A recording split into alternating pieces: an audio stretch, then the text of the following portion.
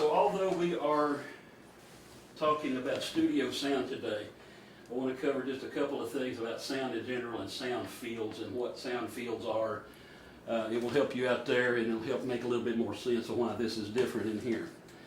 A lot of people think that a sound system, speakers just pump sound into the room, and that's all there is to it. The sound goes everywhere, and it doesn't. You're supposed to actually be, if sound is set up and designed properly, everybody is sitting within a cone of sound. Just like microphones have a cone of where they pick up, a cone pattern that they pick up. I'm holding a microphone here, it picks up in a cone-shaped pattern. Speakers also project sound in a cone-shaped pattern. And the way most sound systems, the way they should be designed and the way most operate is all the seating area is within a cone of sound coming from some speaker somewhere. There's a speaker pointed at you, pointing a cone of sound at you. And wherever you are in the room, in that array of speakers is a sound field. The primary one being the front of house. The speakers up there in the cluster have multiple speakers that point in different directions and pretty much paints the whole seating area with a cone of sound. That's the front of house. Where the choir sits, they're not in that cone, they're not in that sound field. It's a separate sound field on the back of that speaker cluster. Speakers are directed down to where the choir chairs are sitting, and that's another sound field. It's a different one. If we were using stage monitors down there by the pulpit like we used to, that would be a different sound field. We have another sound field capability to mix out here that's called orchestra, that we can put monitors, spot monitors basically anywhere we need to and plug them in for a particular musician or a group. We used that last Sunday for the quartet. They had a wedge monitor sitting in front of them. That was a different sound field than from all of the others. And you mix each one of those differently because the needs for each sound field is different. On a PA system like we have out there, it's vastly different than what we're doing in here because you have several things. You have the acoustic sound of the instrument itself. If the piano didn't have a microphone on it, you would still hear a piano. If it's an electric piano and doesn't have its own speakers in it, and we didn't have a microphone or have it hooked in, you wouldn't hear it until you use that electronic input.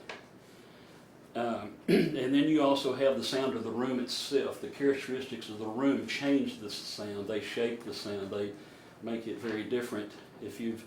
Y'all are Sunday school teachers, right? Were you at Creighton's lesson Wednesday night? Not this Wednesday, but the last In that room, you're accustomed to being in there. That room is very alive, and the sound bounces all over the place and off the ceiling. And if you listen to the recording of it, it's just too much. And there's just a lot of reflection off the ceiling, basically, is what I'm hearing, that makes it less intelligible, harder to listen to. So what the point I'm getting at is the room affects the sound, especially in a PA environment. Now you come in here, we're isolated from all that. You don't have any acoustic sound. We don't hear the sound coming directly out of the instrument. We don't hear the sound of the room, the crowd, anything. We hear a dry, stale microphone sound without any effects on it. So that's the point of talking about sound fields and all the different elements that comprise what you hear within a sound field. Now, in here, what we have out there, that house mixer, is identical to this one here, and this one basically takes all of those channels, all the channels that are going into that mixer, and sends them in here. It's like a duplicate. Consider it that's the master and this is a slave, because this one is very dependent on the other one working. And if that one's not running, that's why I've got it running right now. If that one's not running, this one doesn't have anything to talk to and get those channels from. So if you turn this one on first and then turn that one on, no working, because it hasn't established that communication link. So it's always that one first and then this one. So now on mixers, you have several different things. You have inputs, which is the channels, so where there's an instrument plugged straight in, a microphone, a group of microphones like the choir mics, what have you. And then you have effects that you can add to those input channels, effects like reverb and different things like that to enhance how they sound. And then you have outputs. And so that's one thing I'm going to show you here in a second, is the difference between the inputs and the outputs on this mixer. And on the inputs, besides the effects, you also have things like dynamics and EQ that you can adjust on each microphone. Quick example, the Praise Team mics, and especially Nathan's mic, has a compressor on it because Nathan's dynamic range is so wide. He goes from really quietly singing to very loud singing to really quiet singing. And you can't make compensations for that. So we have a compressor on him that kind of compensates that. It boosts up the bottom end a little bit, and it keeps the top loud parts from getting overly loud. So there's a compressor on his mic, and that's one example of a dynamic setting that's used on an input. Another thing is EQ, which is equalization. And equalization is like, you can kind of think of it as tone control, but it's really not. A lot of people think of it as adjusting the tone, like on your old-fashioned car radio. You adjust the tone with raise the treble or raise the bass, and you can definitely do that with EQ. But basically, what you're doing with EQ is you're custom tailoring that input channel for that microphone to fit the voice and to exclude stuff that's not part of the voice. Best example is a kick drum mic, the bass drum. Stomps on it. You don't want it picking up anything above those few hundred hertz of vibrations from other parts of the drum kit. So it's got an EQ on it where there's a curve that goes over here to about 200 or 300 hertz, and it just drops off. It cuts off all frequencies above that. So we're only hearing the lows from that kick drum. That's just a real crude, rough example. We also, something else we do with EQ is we ring out the choir mics. And what that is, we have a choir mic with no EQ adjustment on it at all, and we turn that choir mic up as loud as we can get it until we hear feedback. Then we look at a meter, a graphic meter, to identify what frequency that is that's making the feedback.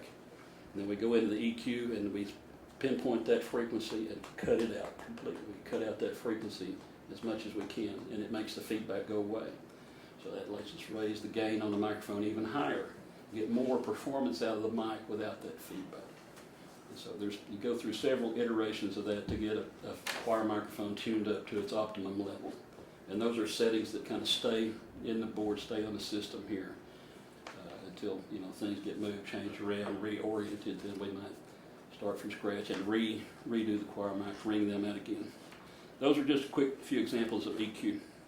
So now the procedure in here. As I said, we've got the system running out there, so I'm going to have Tyler walk through the steps here of turning everything on as if we come in on a Sunday morning. Everything's out there ready for you, and you want to come in here and prepare the studio for mixing sound in here. So I would start with booting up the mixer. Yeah. First you got to turn that on. He's got some power there that he's going to get for his other recording gadget. Yeah. And then turn the switch on back here. It's below where the cord's attached. You can find that rocker switch right before that. And it takes several minutes to boot up. So while we're waiting on that, go ahead and turn on your two TV monitors, and we'll talk about that. The lower one is just a still shot of the sanctuary. You can always use as a point of reference to see what's going on out there. If the TV system is down, or if he has the camera zoomed in too tight, or has cameras in locations you don't really care about, and you want to see the overall picture, you can usually see almost everything that's happening on that still shot on the lower screen.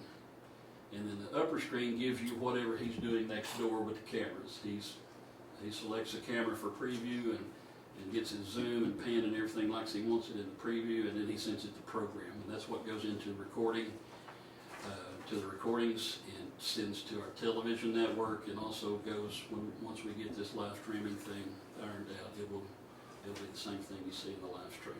So the board's booted up now. You can see from the screen there that it's finished booting up, and the faders are up. So that tells me that we didn't, I just turned on the TV recording. Oh, you went to there. Okay, Yeah. So when he first turned it on, it was still in that off scene. All the faders were down and everything. There were no input channels on the board, and all the faders were muted. And so when he went to that TV record scene, it pulled us up to kind of a baseline starting level. And we worked with that this morning and made some changes. The baseline is going to be a little bit different than what you see it is right now. But that's your starting mix The one thing that is not up is the main fader there. And on this board, that is the sole output for this board. Everything you see on this board is an input channel and not an output channel. That main is the only output, and it sends next door to the studio. And so we use that to adjust keep our level on an even keel going over for the TV side. And the other one thing you need to know about is the volume control for the room up there where that cable's connected. You can make that as loud or as quiet as you want in here with that knob, and it doesn't affect your mix. So if you're listening intently and said, I can't quite hear that, I want to make it louder, I have no problem with you rocking this room. If you want to make it really loud so that you can hear all the finer points and the nuances, go for it. You know, you're isolated from what's going on out there as long as the doors are shut, and just crank it up loud as you want it to be able to hear what you want to hear. So we're kind of limited today on how much we're going to be able to actually learn and get a feel for using these controls, but we do at least have the track coming in. Questions up to this point? None. We have different scenes we use out there on that mixer for the house as things change and are different, but it's always the TV recording scene in here for our purposes of what we're learning about today. Sometimes I'll come in here and use this as a quote-unquote recording studio, and I set it up a little bit differently for that. But that's a separate issue and a whole different process. So we boot it up, and we need to make sure our recording device is hooked up too. So when I've got accessories on the outline here, excuse me, Doug, I'm going to jump right in front of the camera. On the outline where it talks about accessories, I'm referring to the television screens and that kind of thing, and also this recording device. Now, the purpose of this recorder is to just have a safety net for the sermon audio in case if our video of the sermon turns out really bad, or the audio on it in particular is really bad, I can replace that audio from here. This is kind of a safety net in it. It comes straight out of this mixer into this recorder, so there's no room for the sound to get messed up. Whatever's coming out of your speakers and sounds real good is going to be exactly what's going on to this recording gadget. And it tends to be on the TV side where it goes through processing and things. Yeah, let's go through it step by step. So he's plugged it in here to get power so that it doesn't run the batteries down. If we run off batteries only, it'll kill the batteries pretty quick. So it gives you the option to select bus power, and you just press that play button to select bus power. And that's, now you're on the hardwired sounds. The other thing about in here, and we're not using this gadget much of anywhere else lately, but if we are, the input level might be changed and completely inappropriate. This input level for this needs to be set on a 10 for in the studio, and that card stays in the case. And so the way you check that is you go ahead and hit record. And these, well, let me show you a couple of things here that might bite you. This hold button on the left, if this had been up like this, it wouldn't have even turned on. So if you ever have trouble and it won't even power on, check that hold switch and make sure it's not engaged. And that keeps you from accidentally pressing a button by mistake. But this one is press and hold to turn it on and to turn it off. And you also press it just for an instant to stop the recording. For the record, you press it one time and you get a blinking light. You'll see a signal level blinking a little bit here. See the signal level blinking. It's kind of down low right now. Let's get our signal level up where we would be sending next door, but then you can bring the room speakers down so it's not. And you can see he's pushed it up there close to that tape mark on the board. That's about where we want to be sending it next door.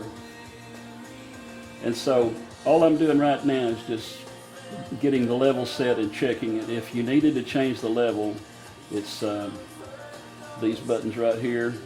You can see the level lights up there. You can go all the way down to 0 or up to probably 60 or 80 or something. But on a 10 is about right for the recording here in this room. One step we missed here in demonstrating this recording device is we did not connect the cable coming from the mixer in the studio So the microphones on the device are what are actually picking up the sound. That's a step we missed completely in the demonstration. So be sure and connect that audio cable. It has a marker, a flag on the end of it that indicates what it's for, and it plugs into the top connector on the end of the device between the two microphones. And then, once the service starts and you're ready to start this recording, and don't forget, like I did this morning, to go ahead and hit record again. And now it's actually making the recording. You see the counter start rolling. Do you do this every week? Yes. Yeah, yeah, every Sunday morning for the late service anyway. Okay, so like I said, this button, touch it instantly, it stops the recording. Press and hold to turn it back off. So that's pretty much all we need to know on that. What's next on the outline? All right, we're on the scene we need to be on, and we're on, we got the recording going theoretically, and so now we're just basically going to talk about doing the actual mixing procedure. Like I said, when we first came in this morning, the bass line was kind of something like this probably. It was up this high, and as soon as the live musicians started playing, we realized we had way too much of a lot of things, and so the main focus, the main point I want to get across today is if you ever feel like you're needing to boost other things up to compensate and make them heard, probably need to dial something back first instead. And it's kind of a balancing act. You may want to ease back on the front of house mix as you bring other things up more. And we did quite a bit of that this morning, and by the time we're done today, I'm going to resave this scene with something closer to what we ended up today during the music, so it'll give you a better starting point for music. The front of house feed, this is straight off of that board, what that board is sending to the amplifiers. Of course, we still don't have the benefit of the room sound or any of that, but it's the raw, dry, amplified sound coming from that mixer, going from that mixer to the amps. And Is that what that shotgun is? now the shotgun mics now are the two mics on either side of the balcony or either side of the booth pointing toward the stage. And what those are for is to add some of that ambiance, some of that room sound that we don't have in here naturally. And another thing where we've kind of gone astray a couple of times is if we had too much of this and no sound at all, it sounded really dry. It didn't sound like a dry, sterile microphone. Clinical is another word for it. It's just, you don't want the dry sound out of a microphone without any acoustic element to it at all. And so that's one extreme. The other extreme is we've gone this way. And now, it's not very loud in there right now, but I've cranked this way up so you can tell, not only does it sound crummy, but you can actually hear probably the air conditioner is blowing, if you crank it up high enough, because they're that sensitive. So we don't want to go to that extreme either. But it's a happy medium somewhere. We want to, I think where we ended up this morning with it was Right here. during the music, the front of the house was maybe down this far, and the shotgun was up maybe like this, but we had to bring in other things quite a bit to compensate, particularly the choir. This is the choir fader. That's all 4 choir mics at once. And we particularly had to bring the choir like way up here to make them heard at all, or else all we're getting out of here is the praise team, because they're speaking directly into the end of a mic, and the choir mics are group microphones that nobody's speaking directly into, so they don't get as much gain out of them, and so we're counting a lot on the performance of the choir mics is one thing, but we're also counting on the acoustic, hearing the choir sing acoustically without the mics. Even if their mics were dead, there's still an element of that you hear out there that we don't hear in here. So we kind of got to overcompensate and really crank the choir mics big time in here to get that. I think, another thing we did too was we raised the gain on the individual choir mics, because we had it way up here. We still weren't hearing enough choir mixed in, still hearing too much. It sounded like praise team solo and without a choir behind them. So what I ended up doing, and again, this is something I'm going to save. It should already be there for you if you come in here to do sound.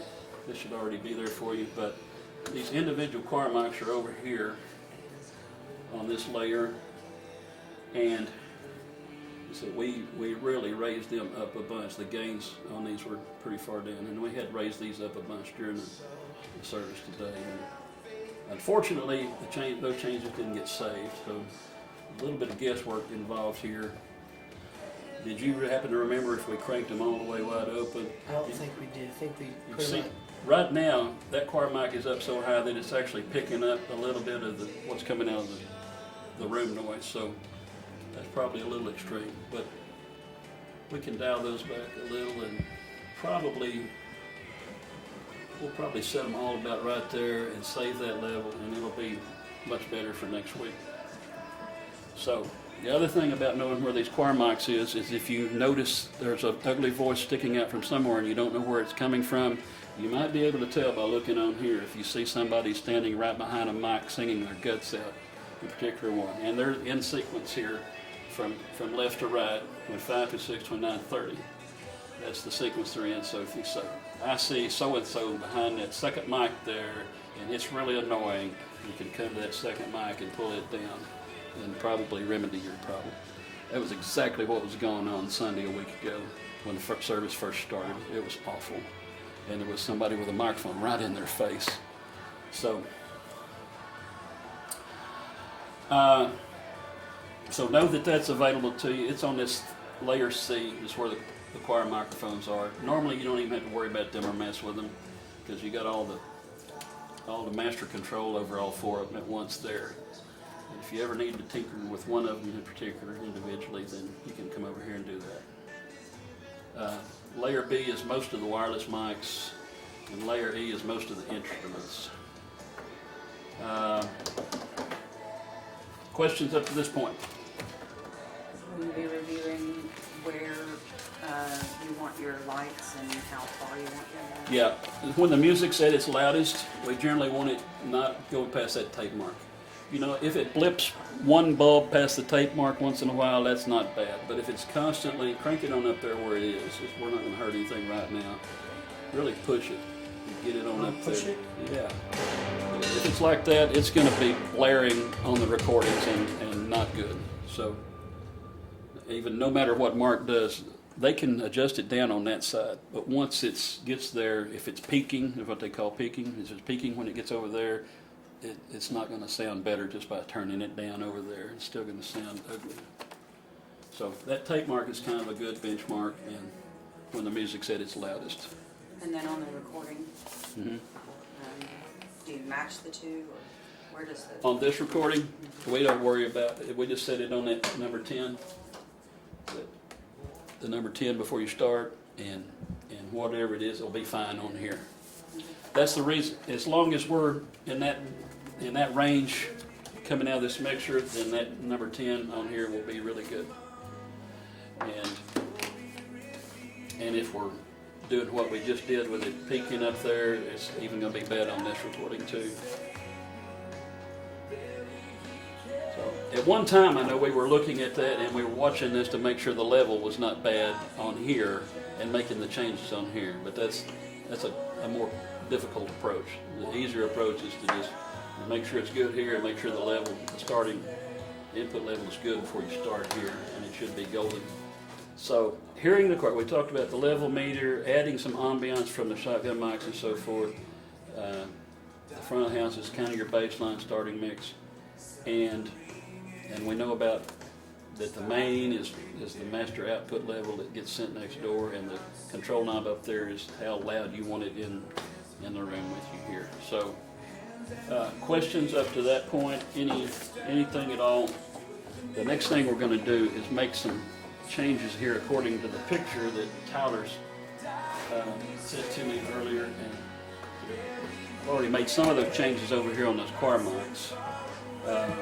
Something we had this morning with Nathan leading. It's different. At the time when he's leading and holding that mic, he's going to be singing louder than if it's on the boom stand and he's playing guitar. And so he was really loud today at the start. And you want, that's probably something else I really need to be talking to y'all about, is what David wants this recording to sound like. when he's conducting congregational singing, he wants his voice to be loud enough to be that people can follow the tune with him. Not sound like a solo singer, but definitely dominant enough that everybody can follow him, and not any higher than necessary in that regard.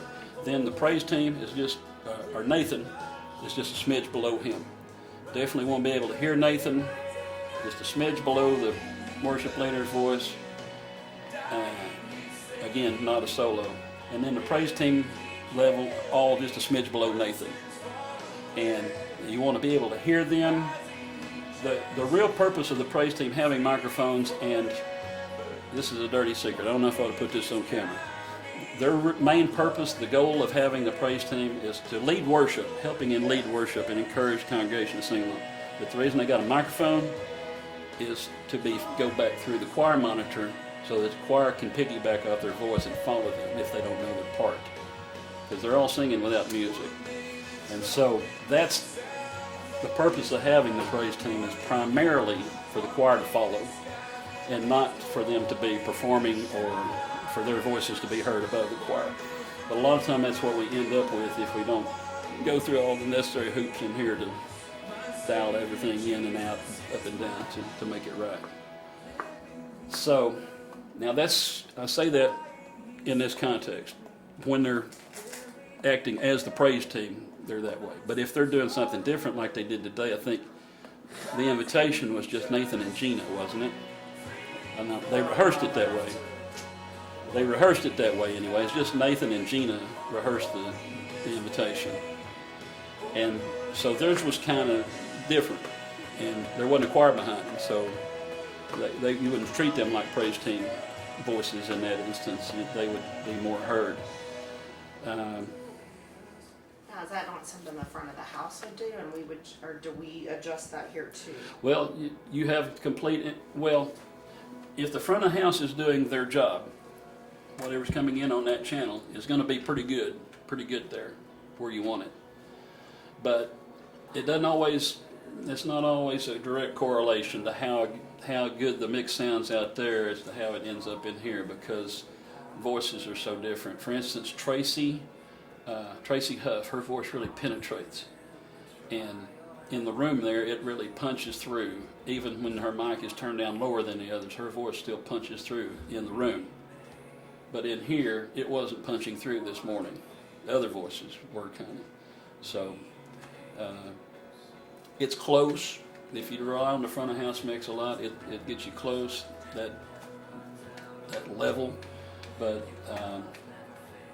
it's not a perfect thing. You know, Mark Busing, he had asked me, he said, can't you just like put a setting on there and say that setting that's kind of good enough and leave it on that setting all the time? No, there's just too many wheels in motion here, too many variables. You know, the temperature in the room changes, the humidity in the room changes, people sing closer and farther away from the mic, their voice gets warmed up, they're louder than it is when they first start. It's just too many variables, and you can't predict, you know, different people are going to be using a mic from one time to another, so it's just too complicated, and it can be really challenging. But hopefully with what we learned today when I was in here with Tyler, we'll have a good enough baseline started that you won't have really bad sound to start with, and you can just do some refinement from there, and you'll recognize what's sticking out too much, or I'm not hearing Tracy Huff, I'm not hearing her at all, so I'm going to dial the overall praise team back a little bit here and bring Tracy up a smidge here, and you know, something like that. Questions? How's our time? I know you said the choir mics were lined up that way. Are the handheld mics lined up the same way on here? As a general rule, P for purple, P for piano side. So the purple mic should always be the one closest to the piano. But sometimes they don't always stand in the right order or in the sequence they are supposed to be. And it's the reverse rainbow is what it is. I set it up in the order of the rainbow for the choir facing the congregation, the Roy G. Biv, red, orange, yellow, green, so forth. And so it's in reverse for us. Is it close enough? Sometimes. But They've never quite caught on to that, but it's the rainbow backwards for us. It's purple, blue, green, yellow is the primary ones on the praise team. Nathan's mic has purple and black both on it because we ran out of colors and we needed to start combining colors. So his has got purple and black tape on it. David's is called gray and it has no tape on it at all. But yes, if they're standing in the order that we have them planned and arranged in, yeah, purple, blue, green, yellow. Today the girls weren't, they switched, and so it was purple, blue, yellow, green. So another way of remembering it is that purple should always be the bass singer, which was Eric, and blue should be the tenor, which today was Chuck, and green should be the soprano, which was Gina, and yellow would be the alto, which is Tracy. And I got the soprano and alto just exactly backward there. Gina is the alto, green is alto, Tracy was the soprano, yellow is for soprano.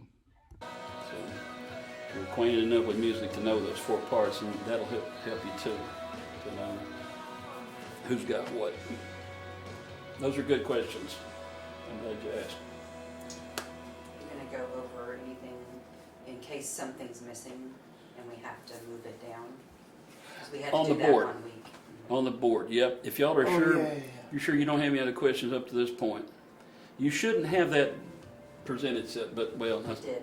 it- That's why I'm asking. sometimes it still might. Okay, so let's do this. Let's do it this way. Where's that picture you sent me? I want to try to get this close to where it belongs and save the scene so y'all can see how the scene is saved as well. All right, so choir mics up when they're singing and down when they're not. Or else you hear a ringing from whoever else is talking, you hear a ring in their mic, and it's the choir mics re-amplifying what they're saying through the PA. So choir mics up, singing, down when off. And I think, where is this one at? This one is at like a -10. That's about where that was. And this level was down a bit for the loudest music. It's more like right about there. So let's call this our new baseline for this week. All right, so who wants to punch some buttons and be the one? I'll punch them, To I do. guess. Unless somebody else wants to. Y'all want to? All right. So to save or recall a scene, which you probably won't ever have to recall one, because when you push that number 1 button, you're recalling a scene that's programmed in. Just either save or recall a scene. You'll see there's a button there on the side labeled scenes. So you go to it, and then you make sure the scene that you're wanting to save is highlighted. And in this instance, it's TV Record 1, which is the only one we really use in here. And it is highlighted, so then you just click the yellow store button. And now the changes we've made will stay there. And the way we can test that to know for a fact is we can go to the off scene, which is something we do at the end of the service anyway.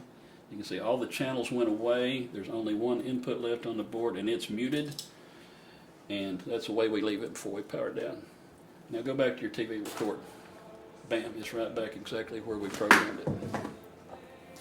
Okay, so now adding channels that are missing. Here's something that's missing. Well, no, it's not. It's right there. It's the Mac. For a while, the Mac computer, which is where we get our video announcements feed from, it was missing off of here. But let's see, I'm trying to think if something's missing. Let's do this here. We're not running. We could move these 2 over here. We could, yeah. We're not running a rhythm guitar right now. Let's get rid of a couple of things. Piano, the Nord is in use, the keys. We're not using a rhythm guitar or a lead guitar. Let's take those off. So the way you add channels, remove channels, whatever from the layout, this bottom button says Setup. And then when you're on the Setup screen, you want to go to the Control tab. And when it's on Control tab, you make sure the Strip Assign tab is lit, and it is. And so from there, you just touch and drag things off and on. Go ahead and take off the rhythm guitar. You don't have to, you just flip it up. You don't have to put it right back where it belongs. And the instruments are not exactly in the right layout to match that board out there. Let's go ahead and fix that while we're at it. Let's move the Nord over here between the bass and the piano. And y'all know what the Nord is, right? No. It's the organ sound. Move it between the bass and piano. Move it over that way one. Now let's move the keys over between the Nord and the piano. Okay, either way, that probably makes the most sense, because left to right, we got drums, bass, keys, Nord, piano, acoustic guitar, violins 1 and 2. So scoot those violins over next to these others. That's how you can add and move things around. Now let's say Who plays something. what guitar? Nathan plays the acoustic guitar, is the only one we got left on the board And now. then sometimes Francesca's played bass. We What's don't. the other gentleman that sits back there and plays something? he doesn't. That He's would- not here. He's not here anymore. Francesca's doing that now. He was playing bass. Sometimes she'll also play rhythm. Yeah, but not. We don't even have a rhythm guitar connection on the stage right now. So until we add that back in, we're not going to worry about it.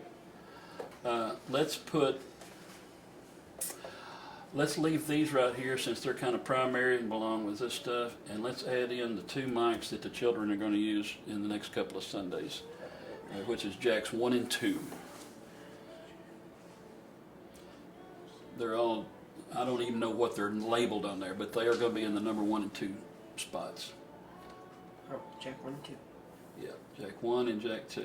So you just drag them down and drop them into that spot. Now that's this side of the mixer. You can do the same thing. This is bank 1. You can do the same thing with the other side, bank 2. Move things around, change them, delete them. Layers too. Yeah, and you got 4 layers on each one. I try to keep everything on the top layer that we use most of the time so you can get to it quickly. But the kids are going to be singing with these in a couple of weeks, and so that's a good move. One other thing to know here, apart from input channels, I talked about how there's inputs and outputs. Something else to know here is that inputs is what we've done so far. You've also got different mixes and monitor matrix mixes and monitor connection DCAs, which is what this choir fader is. If you were trying to find this choir fader up here, you won't find it at all because it's not an input, it's a DCA. It's a master control. So it is on this layer right here. And I could add in another one there if I wanted to right next to it. But it's different since it's a DCA. Everything else is an input, and with the one exception being the main output. So let's save the scene again. It was scenes, right? Scenes, yeah. And it's highlighted. Click store, and you see when it dims out, you know that it's accepted it. I don't know. I think we're almost out of time anyway. But does anybody have any questions? Yes. So the paper that you print Mhm. each Sunday morning, Yeah. this is the column you follow in here? Yes. Well, you kind of follow. It's kind of, because I can't put everything you need in the column, it's kind of a combination of that column and the other pink column. So you can kind of fold it over so that they're right there together. Okay. And I'm trying to do better about updating that pink column on the right because it's, it kind of got to be just routine with me that whatever was there, I left there, and sometimes it was wrong. And more than that, I want you to get comfortable with making changes here that suit your ear, irrespective of what's on the paper. The paper's kind of a guideline to say, When to shut who off yeah, and yeah. turn who on. yeah, That's kind of what I was looking for. right, yeah. And it's also kind of I should be getting most of what I need from the front of house mix and put in a little shotgun for ambiance, but feel free always to